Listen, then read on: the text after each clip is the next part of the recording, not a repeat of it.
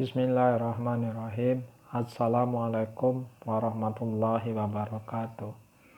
Alhamdulillah. Allahumma sholli ala Sayyidina Muhammad wa ala ali Sayyidina Muhammad. Pada kesempatan kali ini saya akan menyampaikan tentang 5 hal dapat diketahui dengan 5 hal. 5 hal dapat diketahui dengan 5 hal. Yang pertama yaitu sebuah pohon dikenali dari buahnya. Apabila kita ambil contoh, ada buah yang sebesar bola tenis meja, kemudian dia berambut dan berwarna hijau, berwarna merah kalau masak, itu kita namakan dengan buah rambutan. Yang sudah terbayang bagaimana pohonnya tinggi, dahannya rimbun, pohonnya rimbun, ya, rantingnya banyak. Itu jadi bisa kita kenali dari buahnya. Jadi di dalam masyarakat kita, kalau kita lihat, apabila kita menemui anak yang sopan dalam bersikap, sopan dalam bertutur kata, bisa menjaga etikanya, rajin pergi mengaji, tidak pernah tinggal sholat atau rajin sholat, dan sebagainya, tingkah lakunya baik, itu bisa kita lihat. Artinya di tengah keluarganya atau di dalam keluarganya itu diajarkan kebaikan-kebaikan. Di samping itu kita lihat juga terkadang di tengah masyarakat kita ada anak yang ngomongnya kasar, seolah-olah tidak tahu etika, tidak tahu sopan santun, tidak tahu harus bersikap dengan yang lebih muda, tidak tahu harus bersikap dengan yang lebih tua, dan sebagainya. Ya, bisa jadi kemungkinan di tengah keluarga tersebut kurang mendapatkan perhatian atau kurang mendapatkan didikan. Tapi kita juga tidak bisa menyalahkan keluarga. Terkadang di dalam suatu keluarga itu sudah diajarkan, tapi karena pergaulan di tengah-tengah masyarakat atau di tengah-tengah temannya, itu terkadang bisa mempengaruhi, bisa merubah. Anggaplah di tengah keluarga itu semuanya sudah diajarkan etika, bergaul, mengaji dan sebagainya, sholat dan sebagainya. Ternyata di tengah masyarakatnya atau di tengah pergaulannya itu tidak ada hal yang seperti itu. Ya, kita ambil contoh dulu teman. Ya, saya punya teman dulu. Di tengah masyarakatnya, keluarganya dia baik, ramah, sopan. Ternyata pergaulannya di luar itu dia minuman keras, tapi di rumah dia tidak pernah, yaitu karena pengaruh lingkungan. Jadi mari kita bersama-sama, siapapun kita, dimanapun kita saling mengingatkan di antara kita apabila melihat anak-anak yang melakukan hal yang demikian atau agak menyimpang lah dari norma-norma kebiasaan. Yang kedua, seorang wanita dikenali sifat aslinya ketika suaminya miskin.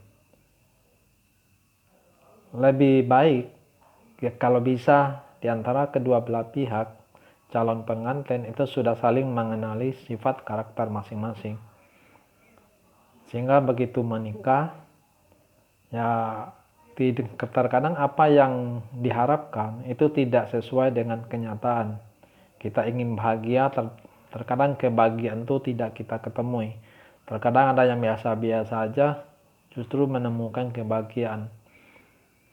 Ya, kalau seperti ungkapan yang biasa kita dengar, ada uang abangku sayang, tak ada uang abangku tendang. Semoga kita tidak mengalami seperti itu.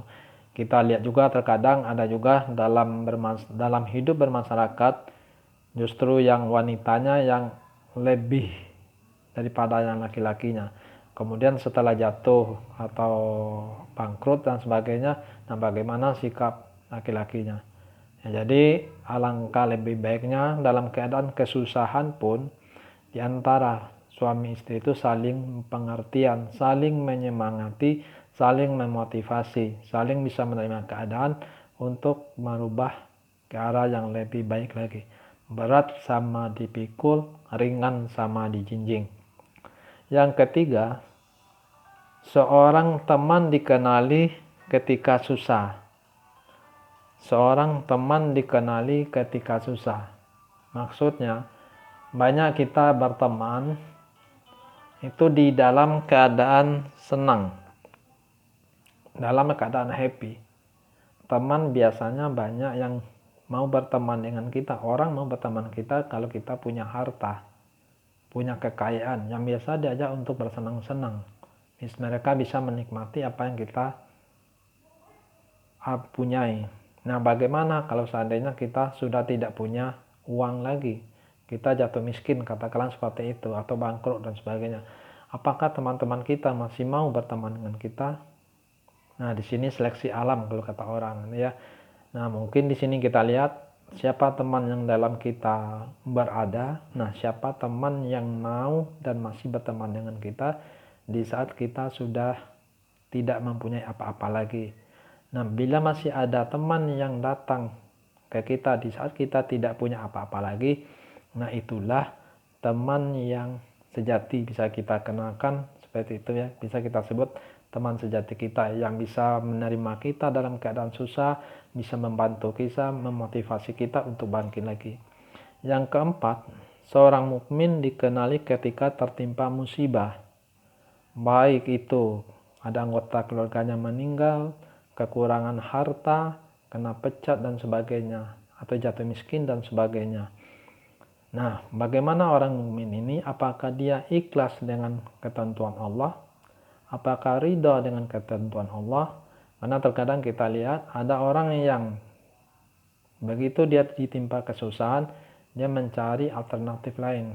Ya, kita ambil contoh misalkan jatuh miskin atau bangkrut. Nah, kemudian kecewa, kemudian larinya ke arah yang memabukkan atau sebagainya, atau ke arah yang negatif dan sebagainya. Ya, itu na'udzubillah min dzalik. Nah, bagaimana dengan seorang mukmin yang sejati? Dia bisa ikhlas menerima semua ketentuan dari Allah. Harta itu titipan dari Allah, dan namanya titipan bisa diambil sewaktu-waktu oleh yang menitipkan. Bagaimana dia dalam keadaan jatuh miskin tersebut, tertimpa musibah tersebut, dia semakin mendekatkan diri kepada Allah, semakin memperbanyak ibadah-ibadah kepada Allah, bisa melalui zikir kah, dengan menambah puasa-puasa sunnah kah, atau dengan memperbanyak sholawat, atau dengan membaca Al-Quran dan sebagainya. Itu aja. Yang terakhir adalah seorang mulia dikenali ketika dalam kondisi membutuhkan. Ya, kita jatuh miskin, sahabat-sahabat kita meninggalkan kita, kita juga butuh. Tapi di saat kita butuh, kita punya sedikit uang, ternyata ada yang meminta bantuan, minta pertolongan kita, butuh kita tolong. Nah, kita juga kekurangan, kita juga membutuhkan, tapi di saat orang lain ternyata ada yang lebih membutuhkan daripada kita, mau tidak kita, bisa enggak kita memberi kepada orang yang membutuhkan tersebut. Ya, misalkan uang kita sedikit, kita juga butuh untuk anak kita, keluarga kita. Ternyata ada orang, anggaplah umpamanya fakir miskin atau orang yang minta sedekah, nah masih bisa kita memberi. Kalau bisa dan mau kita memberi, nah itulah yang dikatakan mulia. Jadi di saat kita butuh, ternyata ada orang lain yang membutuhkan, kita masih mau membantu. Insya Allah itulah yang dinamakan dengan mulia. Masih bisa memberi di saat kita juga membutuhkan. Jadi itu 5 hal ini, semoga wasiat dari Sayyidina Ali tadi ini bermanfaat bagi diri saya pribadi untuk mengubah saya ke arah yang lebih baik daripada sekarang ini. Ya, kalau seandainya itu bermanfaat bagi siapapun yang mendengarkan video ini, ya semoga bermanfaat juga bagi yang mendengarkan. Tapi ini khusus saya tujukan buat diri saya untuk merubah saya ke arah yang lebih baik, supaya lebih peduli kepada sesama. Demikian, terlebih dan kurang minta maaf. Assalamualaikum warahmatullahi wabarakatuh.